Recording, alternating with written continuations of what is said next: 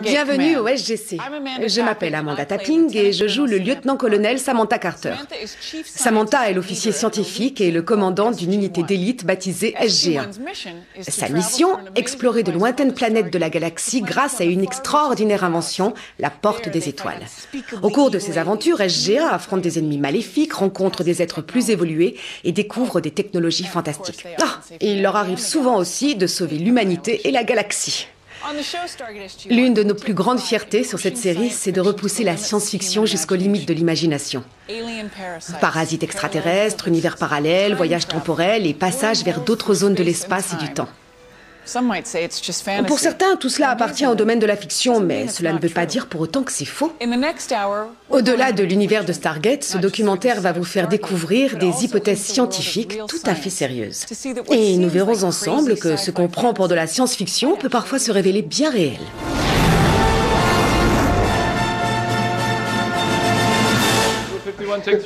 Attention, test. 1, 2, 3. Action. Non, on émerge de l'hyperespace. C'est ce que je dois dire ? On l'a refait.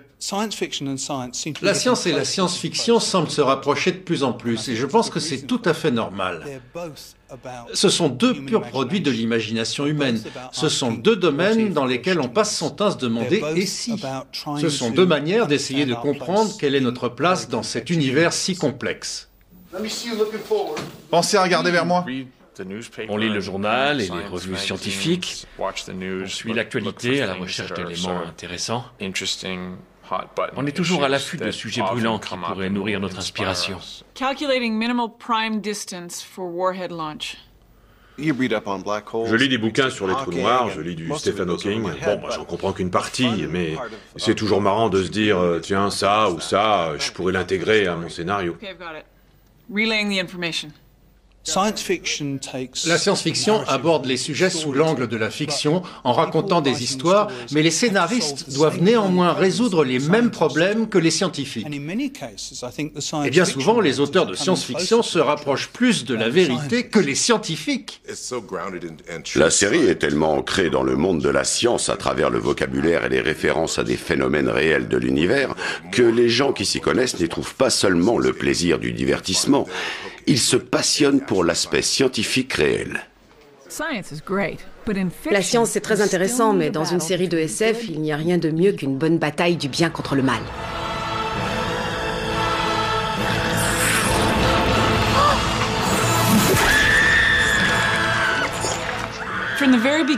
Depuis le tout début, SG-1 a dû affronter le pire ennemi de l'humanité. Une race d'extraterrestres si maléfiques qu'ils ne reculeront devant rien pour conquérir toute la galaxie. Ils ont peuplé nos cauchemars et nous ont contraints à prendre des risques terrifiants. Nous avons pensé plus d'une fois qu'ils allaient nous écraser. Ce sont les Goa'uld.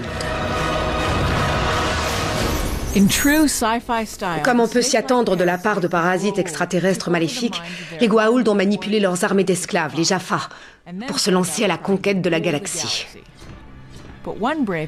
Mais un courageux esclave nommé Teal'c a compris la vérité et s'est libéré du joug de ses maîtres. Il s'est alors rallié à nous, l'équipe de Stargate, pour tenter de défendre l'univers en péril. C'est prometteur, pas vrai ? Ces créatures parasites ne pouvaient survivre qu'à l'intérieur du corps d'un hôte.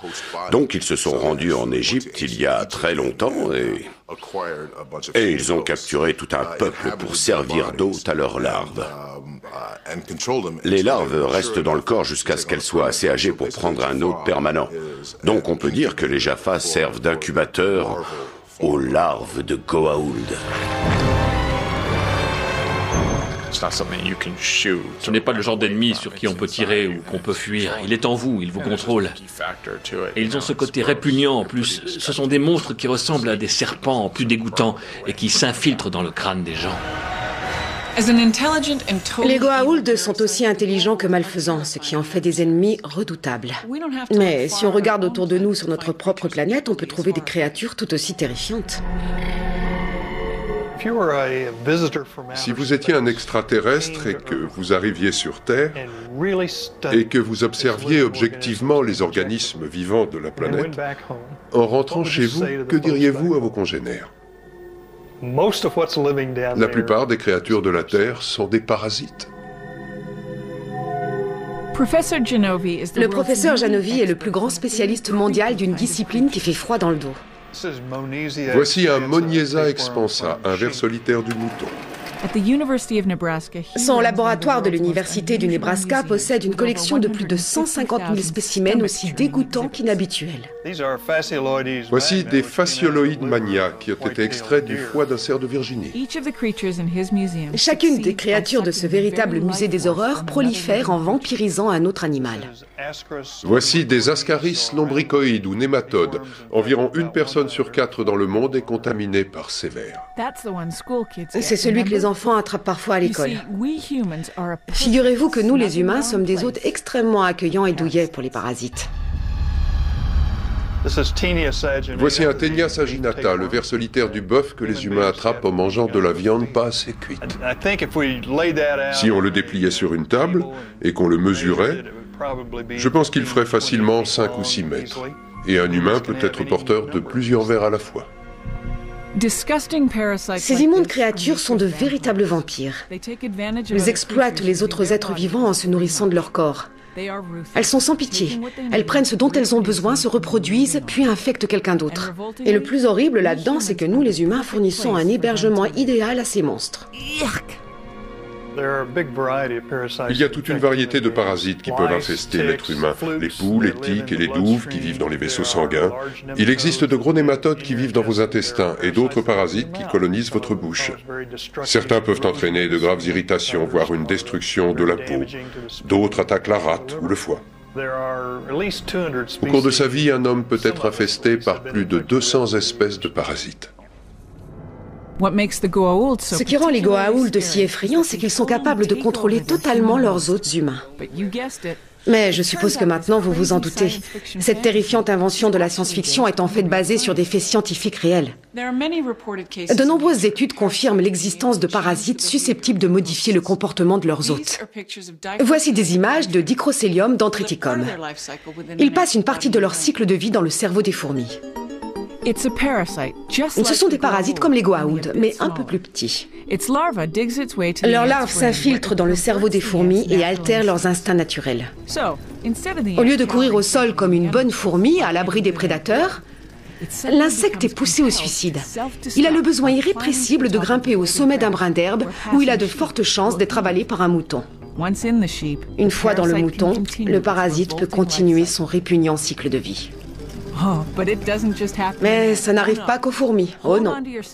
Accrochez-vous bien, car des scientifiques pensent que certains parasites peuvent nous forcer, nous humains, à faire des choses que nous ne pouvons contrôler.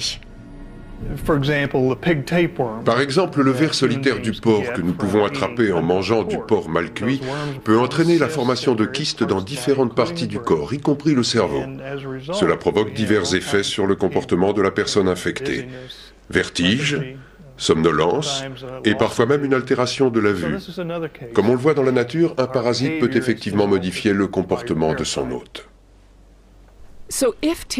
Donc, si un simple ver solitaire peut affecter notre comportement et entraîner fatigue ou vertige, serait-il possible qu'un parasite extraterrestre comme un Goa'uld prenne totalement le contrôle de notre esprit? La théorie de l'évolution stipule qu'il faut qu'il y ait une raison pour ça. Alors peut-on imaginer qu'une infestation par un certain type de ver puisse nous rendre agressifs et cruels et provoquer des comportements criminels? Si cela entraîne un bénéfice reproductif, alors oui, pourquoi pas. Effrayant, non? Mais vous n'avez pas encore tout vu. Le professeur Janovi pense que ce n'est pas nous qui sommes la forme de vie dominante sur la planète Terre. Ce sont les parasites. Ils infestent toutes les autres créatures. Ils sont plus diversifiés que nous et peuvent occuper des milieux dans lesquels nous serions incapables de vivre. Dans certains cas, ce sont eux qui contrôlent la croissance de la population. C'est vraiment la forme de vie la plus efficace et la mieux adaptée de la planète.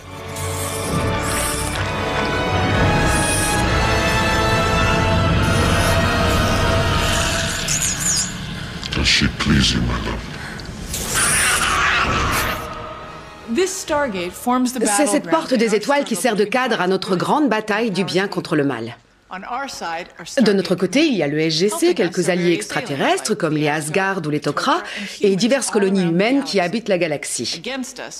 Face à nous, il y a les terrifiants parasites Goa'uld et un ennemi aussi vorace que résistant, les réplicateurs. Au début, nous, les terriens, devions les affronter avec nos armes à feu primitives. Mais très vite, nous avons découvert ceci, la lance Jaffa. Et ça, le Zat. Une décharge de cette arme paralyse votre ennemi. La seconde le tue. Vous croyez sans doute que c'est encore de la science-fiction, mais figurez-vous que la réalité est bien plus étonnante.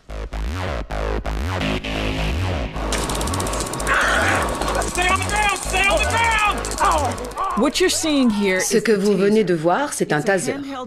Une arme de poing qui permet de maîtriser des criminels en leur infligeant une violente décharge électrique de 50 000 volts.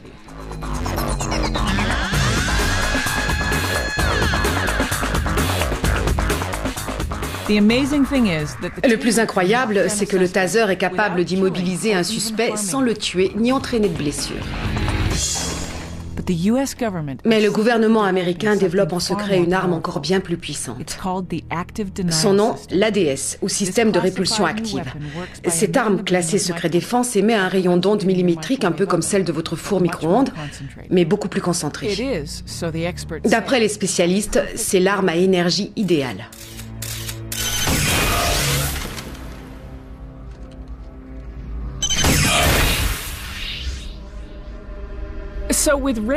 Puisque les rayons paralysants sont déjà au stade de l'expérimentation, nos rayons capables de désintégrer un ennemi sont-ils si irréalistes?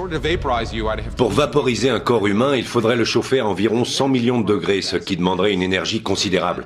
Au point que j'ai du mal à imaginer une arme de poing capable d'émettre un tel rayon.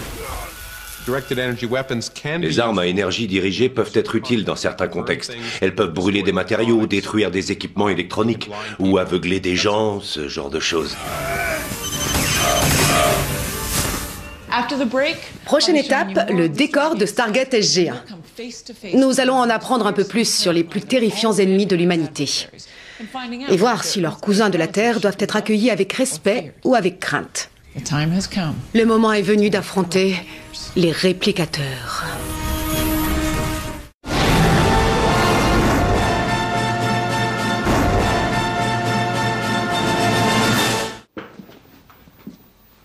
There's been a change of flight plans. Ce n'est pas pour me vanter, mais Stargate est aujourd'hui l'une des plus longues séries de SF du monde, suivie par près de 20 millions de personnes dans plus de 80 pays. Pas mal, non? Faut être sûr de bien voir Ben quand il s'arrête. C'est incroyable que la série plaise autant au public parce que les héros sont vraiment une bande d'incapables qui s'attirent toujours les pires ennuis et qui nous mettent tous en danger. Apparemment, le fait qu'ils arrivent quelquefois à s'en sortir, voire à rattraper leurs erreurs, pousse les spectateurs à continuer à les suivre. Ben, tu veux bien reprendre ta place? Donc on ne voit que lui. La série est tournée dans une dizaine de studios différents à Vancouver, au Canada. Elle emploie plus de 500 personnes entre l'équipe technique et les acteurs. Grâce à un planning d'enfer, nous parvenons à sortir un épisode par semaine. C'est un rythme très soutenu, mais ça ne nuit pas du tout à l'ambiance de tournage. Attention, 3, 2, 1, action! Ah bah les cadences infernales! Comme vous pouvez le voir, on ne se prend pas trop au sérieux chez nous. Personne n'a de mauvaise attitude. Personne ne se prend pour une star, on ne supporterait pas ça. Si quelqu'un veut faire une blague, on attend avant de tourner. C'est toujours le rire qui passe en premier. Coupé. Au cœur des aventures de Samantha Carter et de SG-1, il y a une chose qui rend cette série tout à fait unique. La voici, la porte des étoiles. C'est une invention extraordinaire, ornée de symboles inconnus. Elle est superbe, mais ce qui la rend encore plus fantastique, c'est qu'elle nous permet de voyager à travers le temps et l'espace.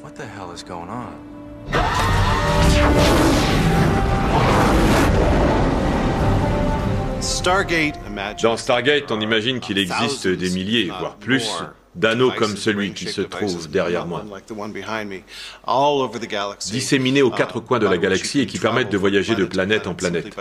Il suffit de traverser cet anneau pour y être téléporté instantanément.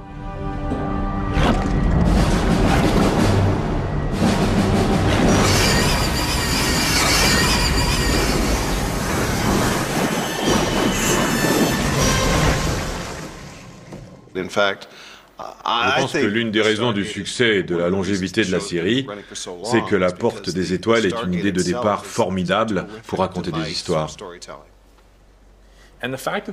C'est vrai que, pour nous, c'est un accessoire extraordinaire. C'est la porte d'entrée de nos aventures. À chaque épisode, on se demande où on va aller. C'est comme de grimper avec vos amis dans un wagon de montagnes russes différentes toutes les semaines.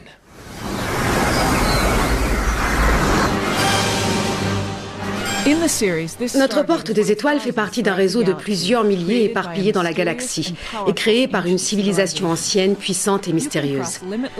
Elle nous permet de traverser des distances insondables en un clin d'œil. Le voyage interplanétaire instantané. Alors, comment ça marche? Comme Samantha Carter tente fréquemment de l'expliquer sans succès à Jack O'Neill, une porte des étoiles crée un vortex artificiel dans le continuum espace-temps. C'est une sorte de tunnel à travers le temps et l'espace qui permet de franchir des distances énormes en une fraction de seconde. Est-ce vraiment une invention de la SF ou un domaine de recherche scientifique réel? La vérité risque de vous surprendre.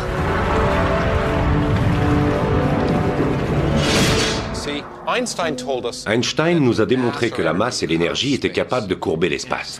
Regardez, si je prends cette boule de bowling et que je la pose sur ce trampoline qui représente un univers en 2 dimensions, on observe que l'espace autour d'elle s'incurve. Ce phénomène a tout un tas de conséquences intéressantes. Pour parler clairement, la théorie d'Einstein nous dit que quelque chose de vraiment très gros, un corps qui aurait une très forte gravité, comme une étoile ou une planète géante, pourrait courber l'espace. Et si ce corps est assez massif, la courbure peut être importante, très importante. Prenez cette perche. Imaginez que ce soit votre univers et que vous soyez une fourmi qui vit dessus. La route est longue d'un bout à l'autre, à moins que votre espace ne soit courbé. On pourrait se dire que là on est tout près et qu'on n'aurait qu'à sauter d'un bout à l'autre, mais c'est impossible car il n'y a pas d'espace entre les deux. Votre espace c'est cette perche et il faut faire tout le chemin. La seule solution serait de rapprocher suffisamment les deux bouts pour qu'ils se touchent. On modifie la topologie de l'espace et on crée un raccourci. C'est ça le trou de verre ou vortex. Donc si on était assez malin, on devrait théoriquement pouvoir courber l'espace au point de le replier complètement sur lui-même. Si vous pensez que ça ne tient pas debout, regardez un peu ça. Nous sommes au milieu d'une représentation géométrique de l'espace, avec le SGC d'un côté et de l'autre la Lune à 385 000 km de là. Ça paraît loin, hein?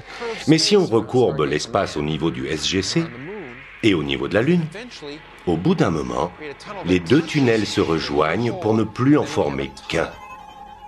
On obtient un trou de verre par lequel la distance entre le SGC et la Lune est très courte. D'ailleurs, si on regarde dans le tunnel, on voit la Lune de l'autre côté. Juste de l'autre côté. Plutôt cool, non? Mathématiquement, ils existent, ils sont compatibles avec les lois de la physique, mais il reste quand même à les créer. Et notre technologie n'est pas assez avancée pour creuser des trous de verre.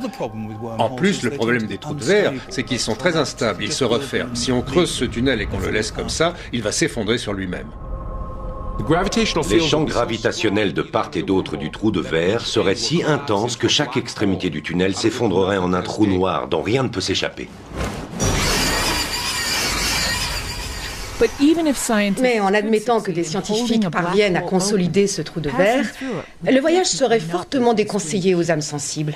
Ce serait terrifiant de traverser ce tunnel, car à l'intérieur, le temps et l'espace seraient complètement repliés et tordus et le champ gravitationnel serait titanesque. Au moindre faux pas, on serait déchiqueté. Les scientifiques pensent qu'un trou de verre ressemblerait sans doute à une espèce de boule de cristal flottant dans l'air. En regardant à travers, on apercevrait un reflet de ce qui se trouve à l'autre bout. Et c'est à peu près l'apparence que les producteurs de Stargate ont donnée au vortex de notre porte. Ce serait un peu comme un miroir. En regardant dedans, on voit un autre monde. Et si on fait le tour, il n'y a rien derrière le miroir. Mais si on traverse le miroir, comme Alice, on se retrouve de l'autre côté.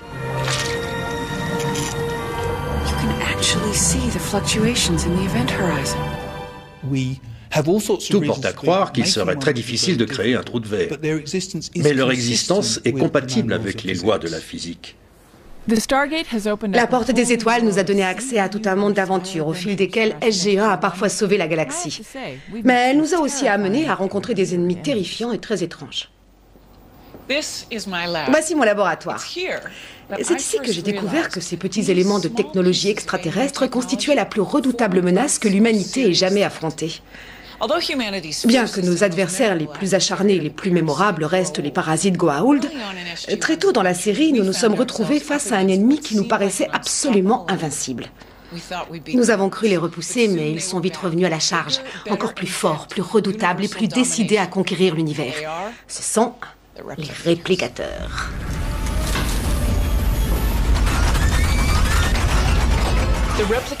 Il est pratiquement impossible d'arrêter les réplicateurs. Ils dévorent tout ce qu'ils rencontrent et utilisent ces matériaux pour se répliquer, devenant à chaque fois plus résistants et plus puissants.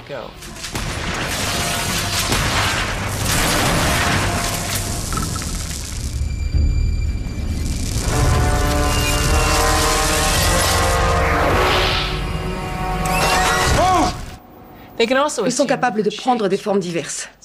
Des arachnides, des vaisseaux spatiaux et même des êtres humains. Dans la saison 8, ils ont même fabriqué une réplique de mon personnage. Ce qui est terrifiant, c'est qu'ils communiquent entre eux et qu'ils partagent une sorte de conscience commune. Ils sont nés d'une envie de créer un nouvel ennemi pour changer des Goa'uld. Mais eux, ce sont de véritables machines à tuer, comme les requins. On ne peut pas raisonner avec eux. C'est ça qui les rend si redoutables.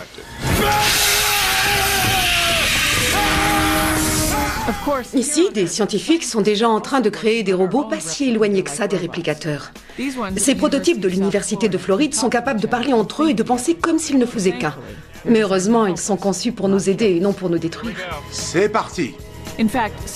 Des ingénieurs ont mis au point des robots susceptibles de participer à la recherche de survivants après une catastrophe importante. Ils sont fréquemment employés par les services d'urgence qui les ont utilisés, notamment après les attentats du 11 septembre. Comme les réplicateurs, ils sont extrêmement mobiles et disposent d'un réseau de communication très sophistiqué. L'idéal pour les opérations de secours. Pour la recherche de survivants, on utilise 3 types de robots. On a des robots terrestres capables de s'infiltrer au milieu des décombres, là où ni les sauveteurs ni les chiens ne peuvent accéder. On a aussi des engins volants qui sont parfois très utiles, particulièrement après une tempête ou un tremblement de terre où la zone sinistrée est très vaste. Et enfin, n'oublions pas les mini-sous-marins. Nos villes ont d'importants réseaux d'eau et ces robots peuvent rechercher les fuites ou les anomalies et prévenir par exemple l'effondrement d'un pont. Le plus souvent, vu notre technologie actuelle, l'humain reste le plus intelligent. Mais ça ne va peut-être pas durer, parce que nos robots seront bientôt capables de coopérer entre eux. Ils nous envoient des informations et ils commencent aussi à relayer ces informations vers leurs amis robots, leurs semblables, en leur disant « Tiens, quand vous voyez ceci, ralentissez parce que c'est dans ce genre d'endroit qu'on trouve des survivants. » Je vois un feu.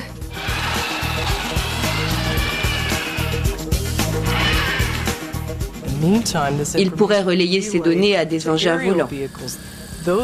Ceux-ci pourraient être assez sophistiqués pour se dire « Tiens, il se passe ça, j'appelle mon autre ami robot au sol, il ne fait pas grand-chose là où il est, autant qu'il vienne travailler ici. » Imaginez qu'on ait tout un réseau où la bonne information arrive à la bonne personne, ou plutôt au bon robot, au bon moment.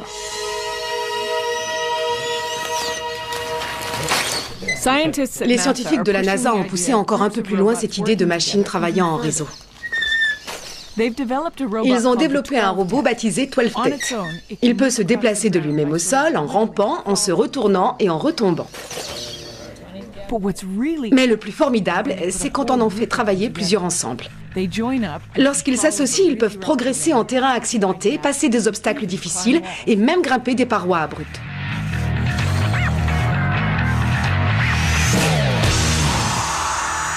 Ils pensent comme s'ils ne faisaient qu'un.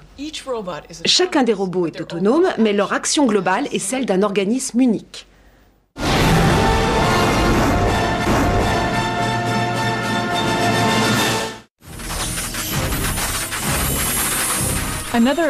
Une autre des caractéristiques les plus effrayantes des réplicateurs, c'est leur capacité d'apprentissage sans limite.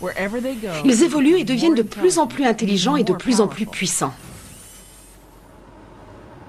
À l'université de Reading, le professeur Kevin Warwick prépare déjà la révolution robotique. Il étudie comment les robots peuvent penser et apprendre. Avec son équipe, il mène des expériences sur des robots très simples amenés à interagir les uns avec les autres et avec leur environnement. Chacun de nos robots a en gros l'équivalent de 50 à 100 neurones au maximum. Ça correspond à peu près à l'intelligence d'une limace ou d'un escargot. Donc ils sont relativement sommaires, mais nous pouvons tout de même étudier de quelle manière ils apprennent. Ces robots n'ont pas reçu d'ordre spécifique. Ils doivent apprendre par eux-mêmes. Tout ce qu'on leur a donné, c'est un but général. Avancer, mais sans buter dans quoi que ce soit. Du coup, les robots inventent différents comportements et différentes caractéristiques. Est-ce que je me déplace à gauche? Est-ce que je recule? Est-ce que je tourne sur moi-même? Les robots ont fini par faire des choses dont le professeur et son équipe n'osaient rêver. Il y a de bons et de mauvais robots. Tout dépend de leur expérience et de leur apprentissage. Nous avons même eu un robot suicidaire. Il ne faisait que des erreurs. Et il a fini par ne plus rien faire du tout. Nous n'avons obtenu ce résultat qu'une fois. Mais ces cas extrêmes peuvent se produire. Ce ne sont plus seulement des machines qui suivent le programme qu'on leur a donné et qui font toujours ce qu'on attend d'elles. Je suis sûr que des robots capables d'apprendre feraient exactement ce qu'ils voudraient. Pour Kevin Warwick, la conclusion est claire. Un robot qui apprend tout seul pourrait finir par décider de ses actes lui-même. Et ça risque de ne pas tourner à notre avantage. Une intelligence mécanique n'aura pas les mêmes valeurs morales ni la même éthique qu'une intelligence humaine. Si elle est capable d'apprendre et de décider par elle-même qui sont ou non ses amis, ça se révélera certainement très dangereux pour les humains.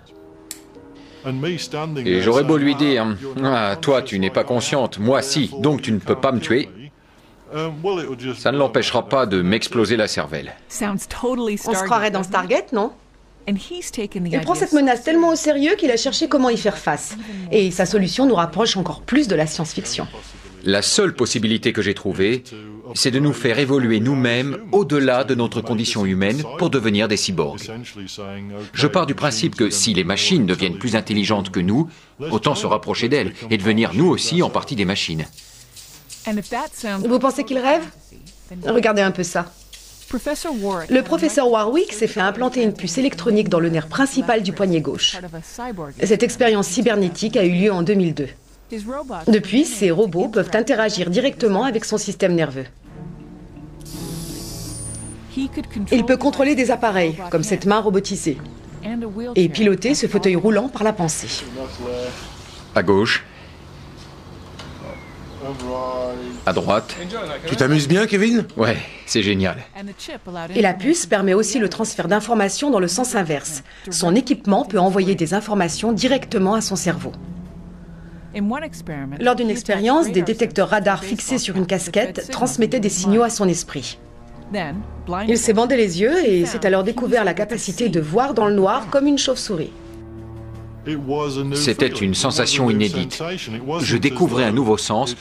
Ce n'était pas comme si quelqu'un me touchait, mais je pouvais sentir que quelque chose était près de moi, sur ma gauche ou sur ma droite.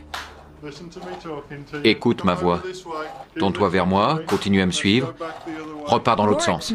La prochaine expérience du professeur franchira les frontières de la SF. Il se fera implanter une puce directement dans le cerveau. Par ici, concentre-toi. Deviendra-t-il effectivement un cyborg, mi-homme, mi-machine? Seul l'avenir nous le dira. Tu me reconnais? Je suis ton Terminator. J'adorerais avoir certaines des capacités des machines, leur mémoire par exemple, ou la possibilité de communiquer simplement par la pensée. Mes nouvelles sensations pourraient m'ouvrir la porte de nouvelles dimensions. Je pourrais penser non plus en 3 dimensions dans les limites de mon corps humain, mais peut-être en 5 dimensions. Ce serait formidable. Je verrais le monde sous un jour complètement différent. J'ai vraiment hâte d'essayer. Stargate est diffusée depuis presque 10 ans. Elle est devenue l'une des séries de science-fiction les plus populaires du monde. Ses fantastiques effets spéciaux, ses scénarios passionnants, et si je puis me permettre, ses héros formidables ont assuré son succès auprès des téléspectateurs. Mais notre intérêt pour la science-fiction ne se limite pas au combat contre des aliens. They're not multiplying, they're replicating. What's the difference? Living organisms multiply. Machines replicate. Machines inside the body. How is that possible? When I was at the Pentagon, I worked for a year with a group that studied nanotechnology. We were looking at it for a lot of different uses. One of them was medicine. Eh oui, la réalité rattrape encore une fois la fiction. À l'université du Michigan, le docteur Baker et son équipe ont combiné la médecine, l'ingénierie et l'informatique pour fabriquer des nanoparticules. Ces particules sont si minuscules que 100 000 d'entre elles tiendraient dans la plus petite cellule du corps humain. Mais ne vous fiez pas à leur taille. Elles sont capables de prouesses extraordinaires. Nous effectuons des opérations chirurgicales au niveau microscopique pour intervenir sur des molécules elles-mêmes au lieu d'ouvrir le corps des gens pour les découper.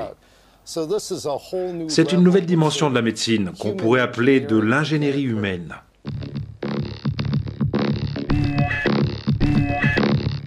Ces particules sont conçues si précisément qu'une fois dans le corps, elles peuvent agir comme de mini-robots médecins. Elles peuvent localiser des cellules malades et leur délivrer des traitements extrêmement spécifiques. L'équipe a obtenu des résultats impressionnants. Si vous voulez par exemple administrer un médicament au niveau d'une cellule cancéreuse, la nanoparticule commencerait par localiser cette cellule. Elle l'identifierait par rapport à un modèle, donc on pourrait littéralement voir la tumeur. Ensuite, elle vous dirait précisément quelles sont les anomalies génétiques spécifiques de ce cancer. Et elle vous permettrait d'activer le médicament le mieux adapté à la maladie. Ainsi, on pourrait détruire la tumeur sans aucun effet secondaire pour le patient. C'est ça notre but principal, faire du cancer une maladie curable. Apparemment, les possibilités des nanoparticules sont sans limite. On pourrait aussi vous injecter dans le sang des particules qui deviendraient fluorescentes sous certaines conditions. Ainsi, imaginez que vous attrapiez la grippe. On serait prévenu de l'infection virale avant même que vous ne ressentiez les premiers symptômes. Je pense que grâce aux nanotechnologies, nous pourrions passer d'un système de santé basé sur la guérison des maladies à un système vraiment basé sur leur prévention. Je pense que les nanotechnologies pourraient radicalement changer le visage de la médecine. Dès les premiers épisodes, les producteurs ont apporté un soin tout particulier à l'ambiance et à l'aspect visuel de la série. Depuis les décors très militaires de notre base, le SGC, jusqu'aux détails très réalistes des diverses races extraterrestres que nous avons rencontrées. Des guerriers Jaffa aux affreux parasites Goa'uld, en passant par les sympathiques Unas ou les puissants Asgard, nous avons fait la connaissance de nombreux aliens très différents.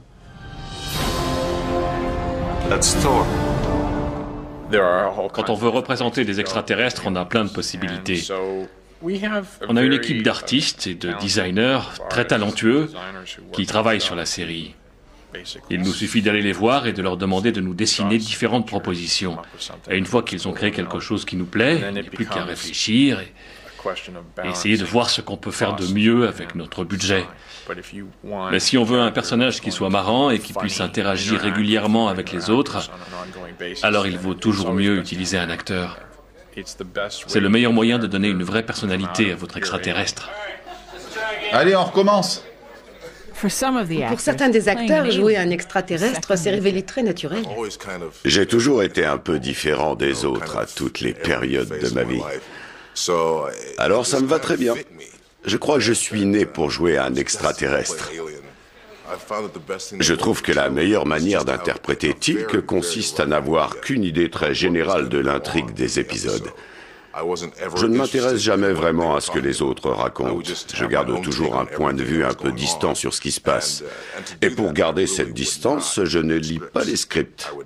Je ne lis pas les dialogues, même pas les miens. Ça ne plaisait pas à certains réalisateurs. Mais je pense que mon manque de préparation m'a été très utile.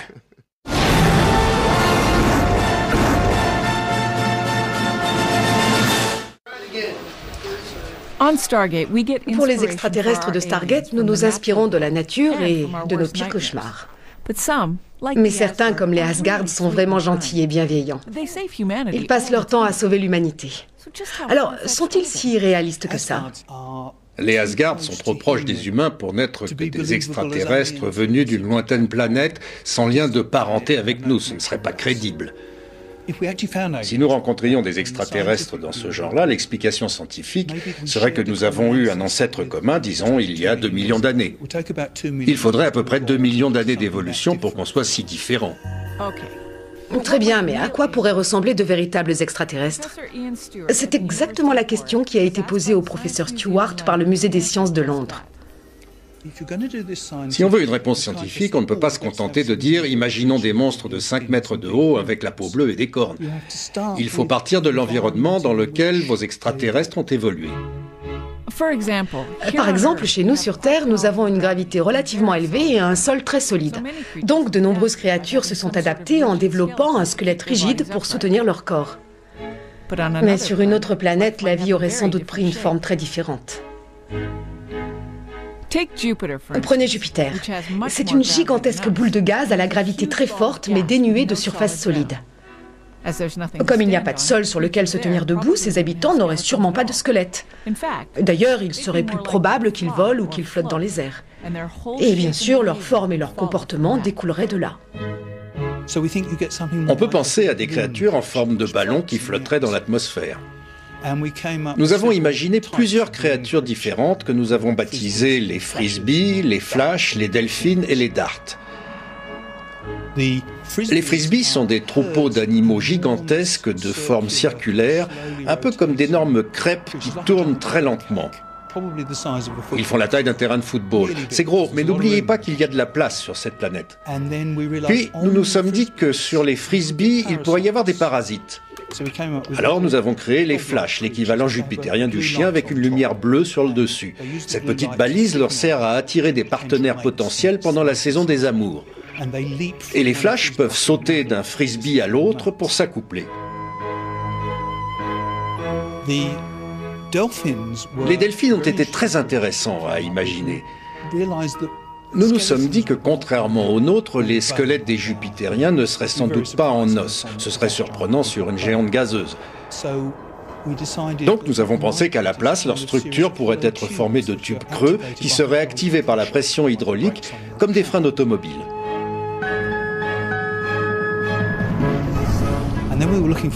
Puis nous avons voulu inventer des prédateurs plus rapides. Ce sont les darts qui vivent dans les couches inférieures de l'atmosphère. Ils ont 4 espèces de nageoires montées à angle droit, comme l'empennage d'une fléchette, dont ils ont aussi l'extrémité pointue.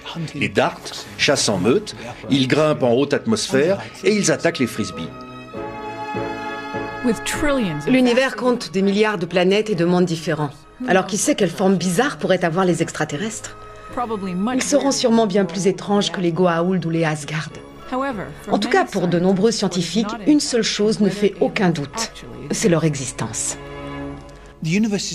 L'univers est si vaste, il compte tellement d'étoiles et de planètes que je serais extrêmement surpris qu'il n'existe pas d'extraterrestres intelligents. Ça n'aurait aucun sens que nous soyons seuls dans l'univers. Il est déjà déconcertant d'envisager l'existence d'une vie extraterrestre, mais imaginer que nous puissions deviner quelle serait la forme ou le comportement de ces aliens, c'est s'aventurer au-delà des limites conventionnelles de la science. Néanmoins, notre dernier sujet est encore plus explosif. Est-il totalement fou d'envisager de voyager non plus seulement dans l'espace, mais aussi dans le temps?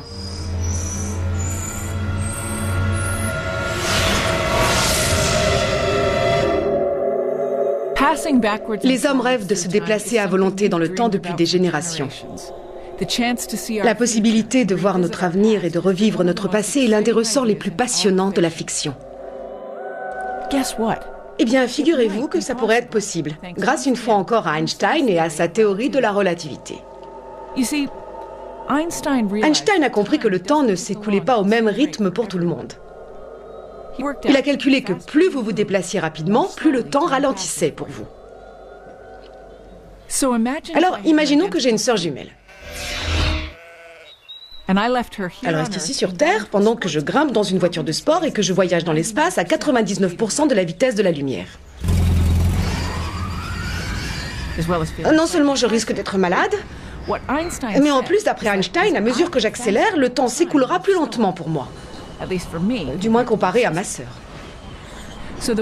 Donc, quand je rentrerai de mon petit voyage, j'aurais vieilli normalement, mais pour ma sœur, des dizaines d'années auraient passé. J'aurais donc effectué un saut vers l'avenir. Et le plus extraordinaire, c'est qu'une expérience a démontré cette théorie. L'une des premières expériences a été réalisée peu après la mise au point des horloges atomiques, capables de mesurer le temps avec une précision de l'ordre d'un millionième de seconde. 2 horloges atomiques ont été précisément synchronisées et l'une d'elles a été embarquée dans un avion qui a fait le tour du monde. À son retour, on a remarqué qu'elle s'était décalée d'environ 1/4 de millionième de seconde. C'est exactement ce que la théorie d'Einstein avait prévu. Mais le plus passionnant en termes de voyage temporel serait de pouvoir retourner dans le passé. C'est ça qui intéresse les gens, parce qu'on aimerait tous remonter le temps. Pour effacer nos erreurs de jeunesse ou les revivre, ça dépend de notre humeur. Et, aux surprises, la science nous apprend que ce n'est peut-être pas non plus si réaliste.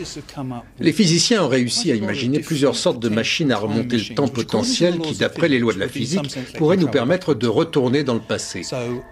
Par exemple, en faisant tourner tout l'univers, en enroulant l'univers pour former un cylindre, un trou noir en rotation pourrait être une machine à remonter le temps. Avec une forme de beignet. Et attirer vers le trou noir. Si le trou noir vibrait de plus en plus vite, un gigantesque cylindre de matière qui tourne sur lui-même. Un trou noir en rotation. Une machine à remonter le temps quantique. Un grand nombre de phénomènes pourraient servir de machine à remonter le temps.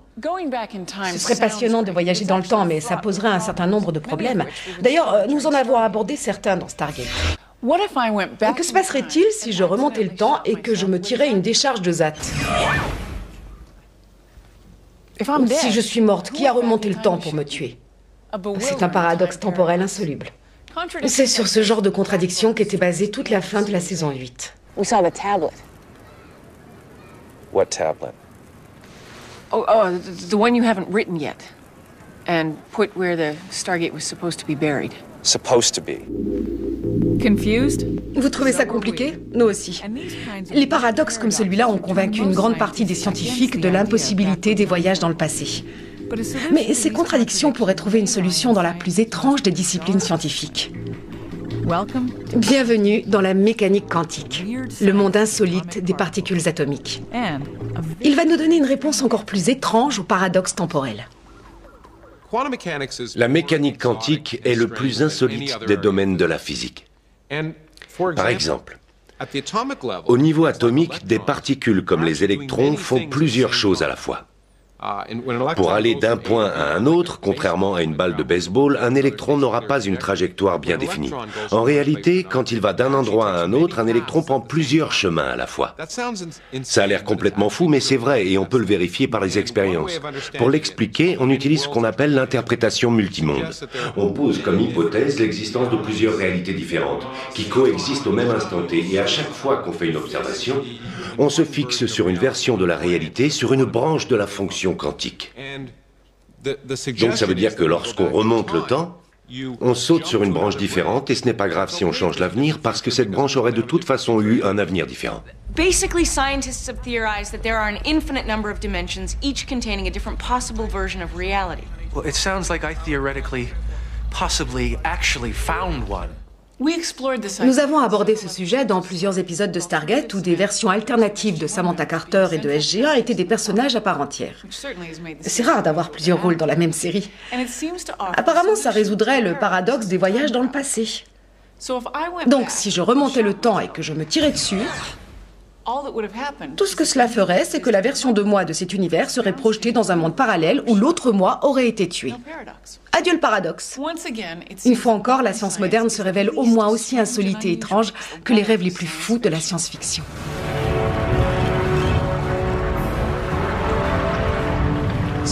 La science et la science-fiction s'intéressent toutes les deux aux possibilités. Et ce n'est pas très étonnant de voir que parfois les auteurs de science-fiction et les scientifiques trouvent les mêmes réponses à certains problèmes. Ce sont des gens très créatifs qui travaillent sur les mêmes sujets. La seule différence, c'est que l'auteur de SF se contente d'imaginer les choses alors que le scientifique doit les construire. Ce n'est pas encore vrai aujourd'hui, mais dans 10 ans, peut-être qu'on aura la possibilité de voyager par un vortex jusqu'à des planètes lointaines. Ou peut-être qu'on verra des créatures similaires aux réplicateurs sortir d'un laboratoire quelque part dans la Silicon Valley.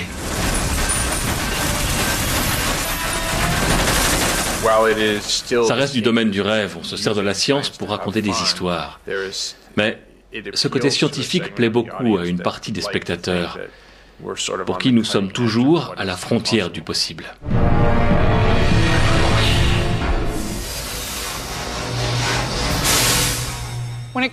En matière de science-fiction, nous aimons tous qu'on nous emmène dans des univers fantasmagoriques. Dans Stargate, nous explorons de nouveaux mondes et voyageons dans le temps. Nous rencontrons des êtres venus d'autres galaxies et en apprenons toujours plus sur les dieux et les hommes. Nous traversons des distances extraordinaires et ramenons des technologies qui dépassent nos rêves les plus fous.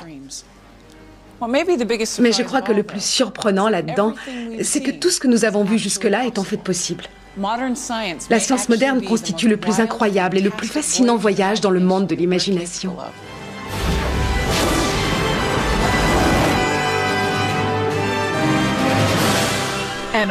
Et bien sûr, dans Stargate, il ne faut jamais se fier aux apparences. Dans le véritable complexe de Cheyenne Mountain, il y a une porte. Elle a plusieurs grosses serrures et une petite fenêtre condamnée. Et au-dessus, il y a marqué Stargate Command. Et c'est un placard à balai. Je vous assure, un placard à balai.